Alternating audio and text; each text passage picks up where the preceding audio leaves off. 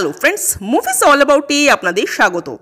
রক্তবীজ 2 এর teaser drop করা হলো। এক কথায় বললে এই টিজারটা দুর্দান্ত হয়েছে, জাস্ট দুর্দান্ত। একেই বলে টিজার।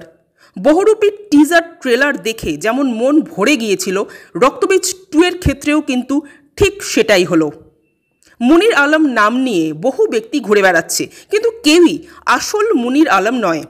এটা আসলে আসল মুনির আলমের কাছে পৌঁছতে না দেওয়ার একটা ট্রিক। তাই মুনির আলমের খোঁজ এখনও চলছে এবং সেই খোঁজ চালানোর মূল দুজন মাথা আবির ও মিমি। তবে এবার তাদের খোঁজ কিন্তু ভারতে আর সীমাবদ্ধ নেই, সীমানা ছাড়িয়ে তা চলে গেছে বাংলাদেশেও। তো শেষ পর্যন্ত মুনির আলমকে তারা খুঁজে পায় কিনা এবং যখন মুনির আলম ও পঙ্কজ সিনহা অর্থাৎ অঙ্কুশ ও আবির মুখোমুখি হবে, তখন গল্পে ও পর্দায় ঠিক কতটা আগুন লাগবে সেটাই এখন দেখার।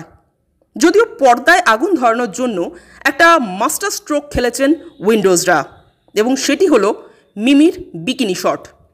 রক্তবীজে যখন প্রথমবার অঙ্কুশের আইটেম সংটা দেখা গিয়েছিল, তখনই একটু অদ্ভুত লেগেছিল এটা ভেবে যে উইন্ডোজের মুভিতে আইটেম ডান্স।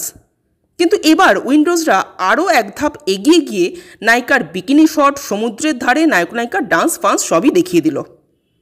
একদিকে ভালো যে উইন্ডোজরা গ্রো করছে, নিজেদের বাঁধা ধরা গণ্ডির বাইরে বেরিয়ে অন্য কিছু করার চেষ্টা করছে।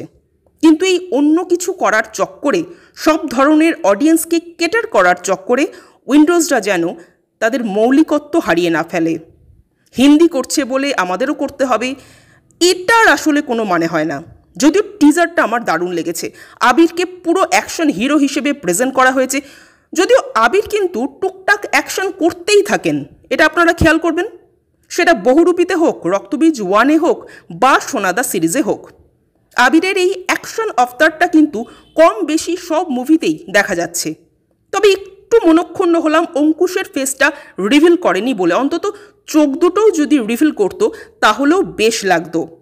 একদম ফার্স্ট সিনে অঙ্কুশকে দেখা গেল অনেক দূরে একটা পাহাড়ের বুকে তিনি দাঁড়িয়ে আছেন, এবং লাস্ট সিনে দেখা গেল একটা লোককে তিনি মার্ডার করছেন। তবে ঠিকই আছে, ভিলেনের ফেস যত লুকিয়ে রাখা হবে মানুষের ইন্টারেস্ট ততই গ্রো করবে। ওভারঅল টিজারটা দারুণ লাগলো।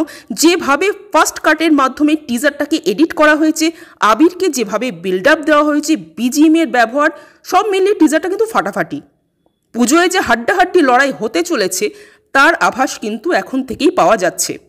আপনাদের টিজারটা কেমন লেগেছে কমেন্ট করে জানাবেন। আর আমাদের ভিডিও ভালো লেগে থাকলে প্লিজ লাইক, শেয়ার ও সাবস্ক্রাইব করতে ভুলবেন না। Thank you.